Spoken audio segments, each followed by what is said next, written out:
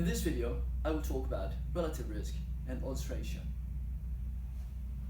First of all, when we try to calculate relative risks and odds ratios, we have to find a relationship between the person who's sick, the person who's healthy, and the risk factor and the lack of risk factor.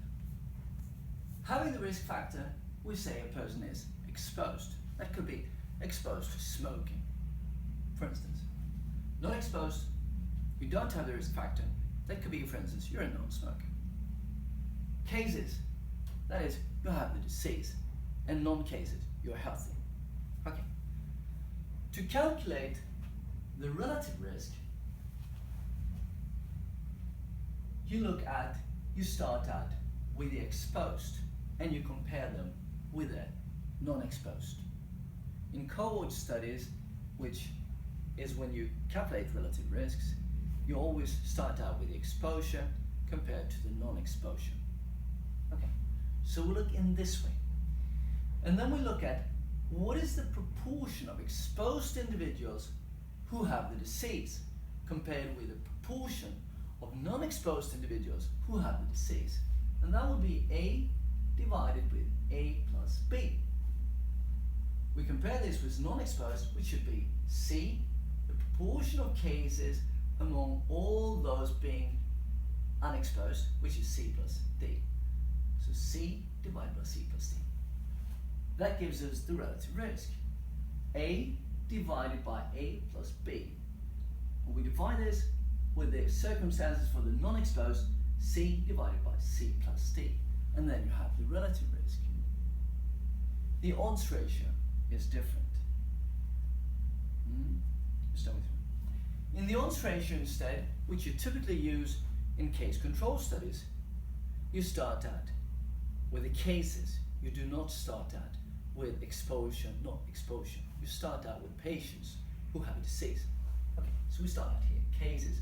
We look in this direction instead. And then we just say, what are the odds of being exposed if you are a case? And the odds is not a proportion. The odds is A divided by C.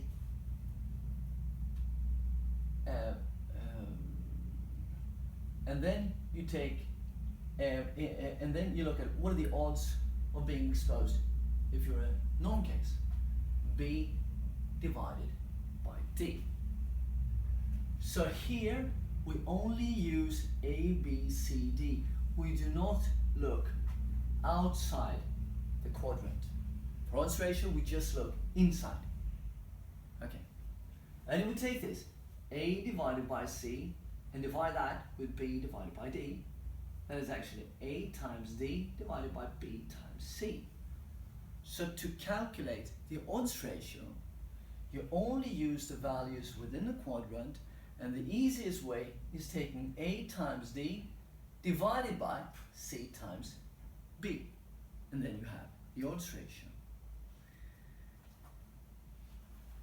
For a case control study, you cannot calculate the relative risk, because in the relative risk, you have to sum up and look outside the quadrant.